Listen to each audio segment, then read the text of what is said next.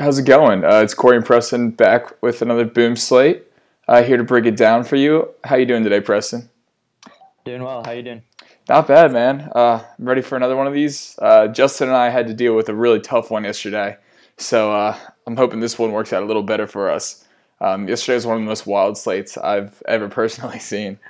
Um, so to begin, we'll start with the Mighty Dollar Jackpot for the main slate, which will be points for DeRozan, Embiid, Dennis Schroeder, and Ben Simmons. Do you have a clear-cut favorite here?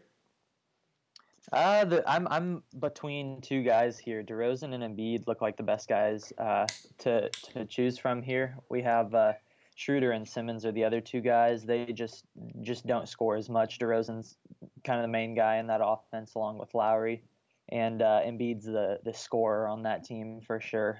Simmons he's a great player, but his scoring upside's just not there. Embiid almost always scores more than Simmons does, so we can rule him out. And then Schroeder just doesn't. The Hawks just aren't a great team, and though he's their best player, all the defensive focus goes on him. So I think Toronto will look to stop him for sure.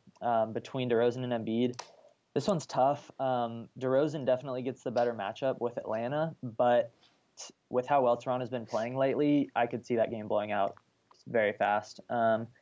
This is a tough one. I think if we could guarantee Atlanta kept it close, DeRozan would be my pick here. But I think it may not be close for long. And if DeRozan doesn't see a ton of minutes, Embiid could put up 25 and take this category.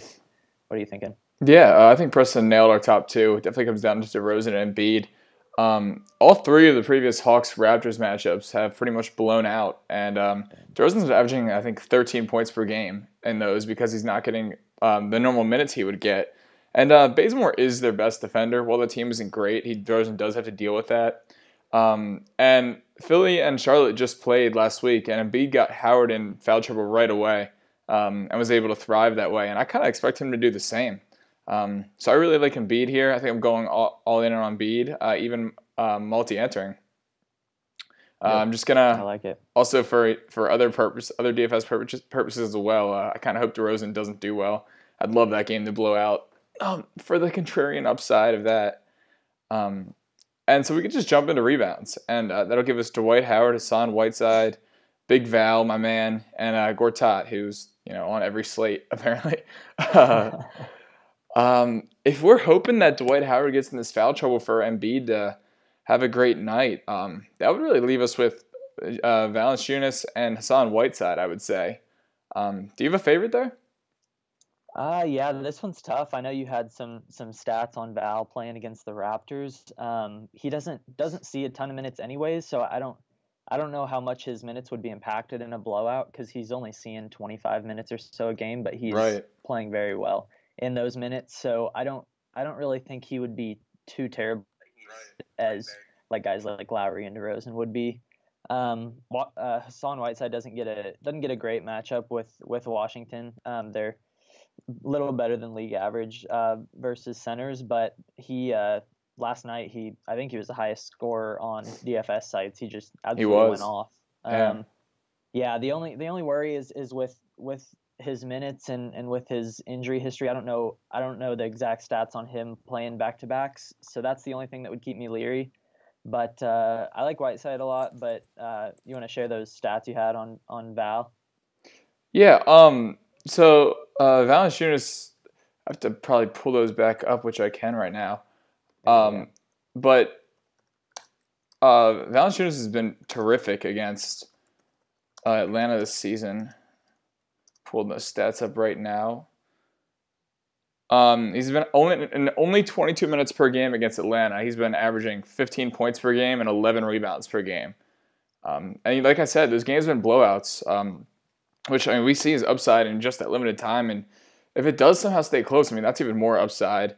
Atlanta does have some big guys down there. They got Dwayne Dedmon, who's their main center. So Valanciunas will have someone to guard there. And like I said, if we're selecting Dwight Howard in the beginning, if we're selecting Embiid, and that means we're kind of hoping that Dwight Howard gets into foul trouble because that's where Embiid will score the most points. It kind of makes sense not to pick him here. And then Whiteside's on a back-to-back. Gortat's actually played pretty decent against Whiteside in his career. And then we see Valanciunas, 11 rebounds per game. That has enough upside to win it. So, I really do like Big Val here. I'd love seeing his name on the slate. Anytime he gets a big center and not a guy who can stretch the court, I like to target him. Do you agree? Yeah, no, I like it. I think with Howard and Whiteside being there, especially with the recency for Whiteside of last night, I think those two guys could garner a bunch of the ownership for that category. So I think Val could definitely go off against Atlanta. They're not a great rebounding team at all, and I think with how well he plays versus them, if he gets that 22 to 24 minutes, I think he could get a double easy. Yeah. Yeah. So I like that. And then for assists, we have Kyle Lowry, Kemba Walker, Goran Dragic, and Bradley Beal. What's interesting was we finally get Kemba at home. We seem to always get him on the road. Mm-hmm. And here, and again, we have guys who really just aren't big assisters. Beal's had the ball in his hands more, so he's been picking it up. This game with Miami's a really slow-paced one. Kind of one of the uglier games on the slate. I don't expect a lot of scoring here. But then again, I don't really think there's a clear-cut favorite here, do you? No, this one's tough. They're all looking, once again, none of these guys are big assist guys. None of them will project for a double often at all. So I think we're looking at 5 to 8 assists for probably all these guys, which definitely makes it tough. Lowry's assists, I believe, have been up a little bit lately. He's been handling the ball a little, and he's not scoring as much, so that's nice. That game, once again, it could be a blowout easy, which would be tough to call. But Kemba, once again at home, it's just really tough to call. We're looking at Kemba averages of just like 1 assist more per game at home, but that only brings him up to like 5.5, I think. So it's a tough call. I think I would definitely rule out Dragic and probably Beal here with the lower game. I think that game has the lowest game total out of all the games tonight by like 8 points or something like that. Yeah. So I may just eliminate those two. I think I like Lowry here. But yeah, it's just tough to call with all these guys being clumped so close together. Yeah, this slate for me, I like the single entry slate, and if you think about it, what we've done is essentially hope that Dwight Howard gets in foul trouble for Embiid's upside. Also for Valanciunas' upside, we want Howard to be in foul trouble, so that way he's not getting the rebounds. And then for assisting, we said that we think DeRozan's not going to have a great scoring night, which would probably put the ball in the hands of Lowry more, and he can spread the ball and get assists. So, for that sake, I like Lowry too. I think he's got the most upside. I think Kemba's scoring is way higher at home than away. And Charlotte and Philly just played a close game. It's projected 1.5 spread. And, I really think Lowry just, even if he gets 6 assists, might be enough, which is pretty big. And I think we can just keep going on that same way. And speaking of, we have Kemba points total at home. I like 27. I'm doing single entry tonight. I don't feel comfortable multi-entering here. How does that sound to you? Yeah, I like it. They're at home. Philly's pretty good versus point guards, so that's a little bit alarming. But Kemba always plays better at home. I was looking at 25 or 26, so I think so we're pretty close. 25 to 27 range, maybe 20 or so is about good here. Yeah, I like it. It's obviously always tough to predict exact points, but mid to upper 20s looks solid to me. Yeah. So I guess if you're multi-entering, what do we think? 24 to 28, possibly. Sound about right? Yeah, 24 to 28. Yeah. Okay. Yeah, something like that. And then so before we move on to the night slate between the Rockets and Thunder, Boom is introducing 2 new slates. We have $2.22 entry fee, which is essentially the same categories as the ones we just broke down. We have points, rebounds, assists, and total points for Bradley Beal. And then we also have their $1.11 entry, which is Triple Lightning, and so you have a plus or minus of 1 to get the correct pick, which does increase your chance by about triple the chance, as hence the name Triple Lightning. Um, but we're gonna break that one down real quick for you, because it's only guessing points. We want to give you kind of a range we like, and we already talked about Kemba. So we said 24 to 28 for Kemba. I like 27. Preston's around 25, 26. So maybe setting that point total at 26 is the best. That way you can get that 25 or that 27 as well. What do you like for Dragic tonight, points wise? We said we hate that game, but Yeah, this one's the game we're not thinking it plays too terribly fast. Dragic, I'd have to look at their guy Tyler. So Tyler Johnson's back. So that takes away a little bit of his scoring. He doesn't score a ton, but I think I'd be looking at about 16 or 17 points here, with it lower scoring. I don't see his upside over 20 all that well. So I like just shy of 20 there for 16, 17, 18. nailed it. I was gonna say 17. So Yeah. same page. I'd love to see that, especially when you and I are working a slate together. Mm-hmm. So how about Beal? It's looking like, he's in that same game, slow pace. He's still going to be the focal point of that offense. I think I like 23, 24. The Yeah. lower end, I think this game might be in the low 90s total. It really wouldn't surprise me. It's just going to be really ugly, which makes me want to lowball him a little bit. So yeah, I like the 23, 24 range. Yeah, no, I agree there. I've seen some sites projecting him up around 28 to 30 the last few weeks, without Wall. But if you just look at his game logs, he's only had he hasn't had a 30-point game in his last 5. The matchup with Miami's not great. They're pretty good against guards.